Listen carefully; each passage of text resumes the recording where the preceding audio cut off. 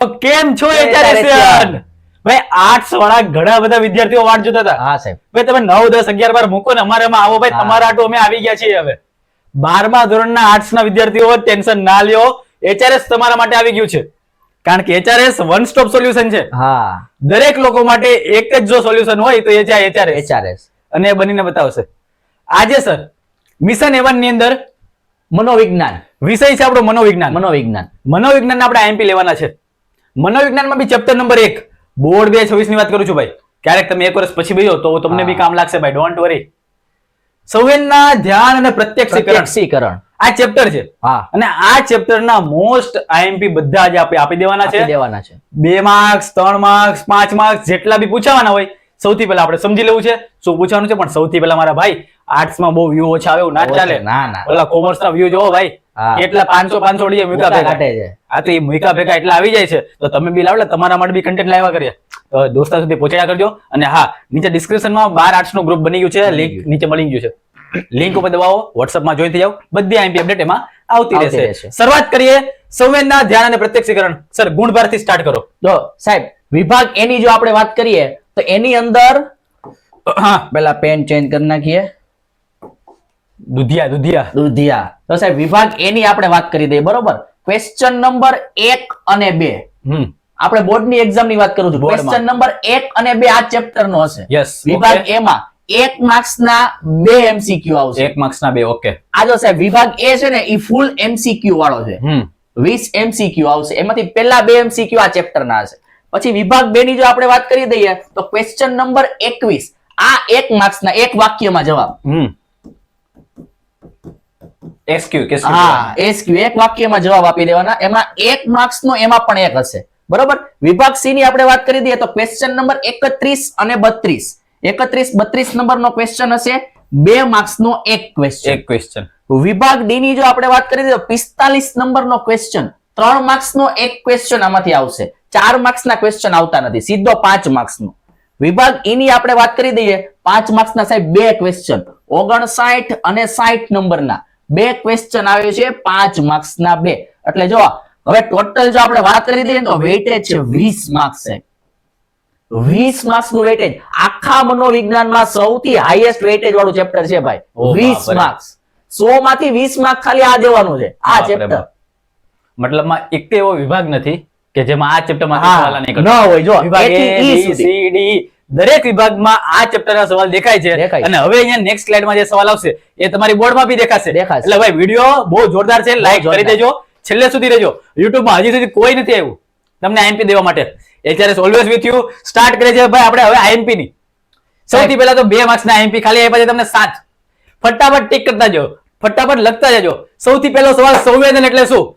સૌથી પહેલા બીજો સવાલ સર તો ધ્યાન પ્રેરણાત્મક છે, વિધાન સમજાવવાનું છે. મને એવું લાગે છે કે આ સર મોસ્ટ ટાઈમ FYQ હોઈ શકે, ફ્યુચર યર ક્વેશ્ચન.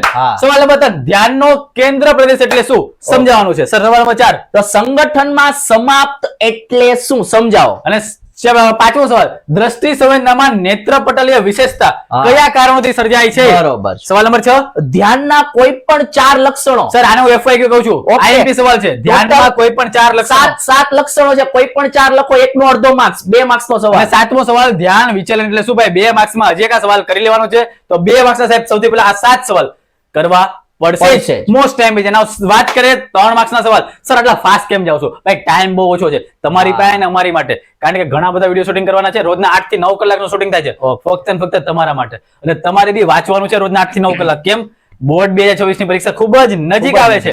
ચાલો 3 ગુણના સવાલ. સૌથી પહેલો સવાલ સાહેબ, પહેલો સવાલ છે પ્રત્યક્ષીકરણ નો અર્થ વ્યાખ્યા સહિત સમજાવવાનો છે. ઓકે.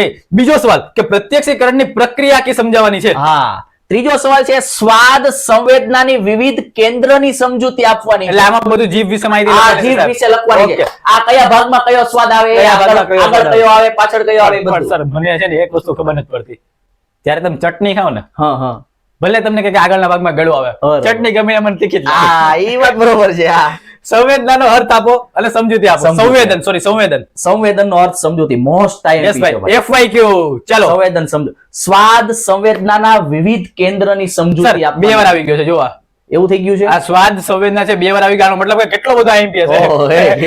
ભાઈ આ પેઇન્ટિંગ મિસ્ટેક થઈ ગઈ છે. બાકી આઈએમપી સવાલ છે જ તો જ અહીંયા આપ્યો છે 3 માર્ક્સ નો સવાલ છે કરી લેજો. એટલે આ બે છે ને એક જ છે હો ભાઈ, અલગ અલગ નો સમજતા. ઓકે, ચાલો આગળ વધીએ.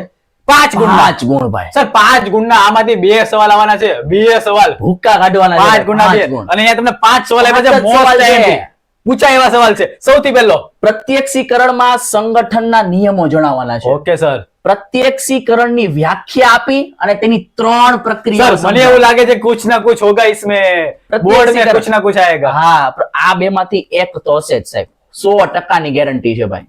Very good, very good. બેમાંથી એક ક્વેશ્ચન આ વાત ઉપર લાઈક કરી નાખો કારણ કે મોસ્ટ ટાઈમ હવે તો બધા વિષયમાં આવવાની છે. Don't worry. નાઉ દ્રષ્ટિ સંવેદનની વિગતે સમજૂતી આપવાની આપવાની છે. છે. સવાલ નંબર 4 ધ્યાનનો અર્થ આપો અને તેનું સ્વરૂપ સ્વરૂપ સમજાવો. સમજાવો. અને છેલ્લું ધ્રાણેન્દ્રિય પ્રક્રિયા અને સંવેદનના કોષોના નામ આપી વિગતે સમજાવો.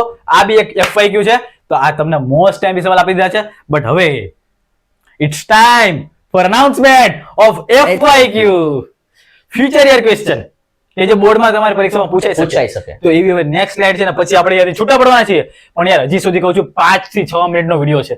તમારા માટે મહેનત કરીએ છીએ. આ PPT બનાવવા માટે છેલ્લે 2-3 કલાકથી મહેનત કરીએ છીએ કે જેથી અમને IMP સવાલ તમને આપી શકીએ. ચાલો FYQ લાઈક બેક કરતા રહેજો.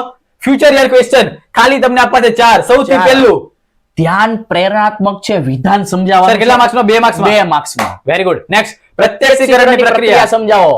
3 માર્ક્સ ની અંદર પ્રત્યક્ષીકરણની પ્રક્રિયા સમજાવવાની છે. 3 પ્રક્રિયા છે સાહેબ. એક પ્રક્રિયાનો 1 માર્ક. ઓકે ચાલો ત્રીજી વસ્તુ પ્રત્યક્ષીકરણમાં સંગઠનના નિયમો જણાવવાના આ છે. તો આપણે FYQ કીધો જ છે ભાઈ. ઓકે. ત્યારબાદ ઘ્રાણેન્દ્રિયની પ્રક્રિયા અને સંવેદનાના કોષોના નામ આપી વિગતે ચર્ચા કરવાની. એટલે મારા ભાઈ જો આ છે ને જે તમને અહીંયા IMP આપ્યા હતા ને અહીંયા ઉપર આ જો 5 ગુણના બધા હા. આ ટોટલ બધામાંથી આ 2 માર્ક્સના આ 3 માર્ક્સના અને આ 5 માર્ક્સના આ 3 માંથી બી અમે મોસ્ટ ટાઈમ કાઢ્યા છે. હા. અને ઈ તમે અમને 15-17 સવાલ માંથી સાહેબ આપણે 4 સવાલ મોસ્ટ એમાં બી 4 સવાલ મોસ્ટ ટાઈમ આપી દીધા છે.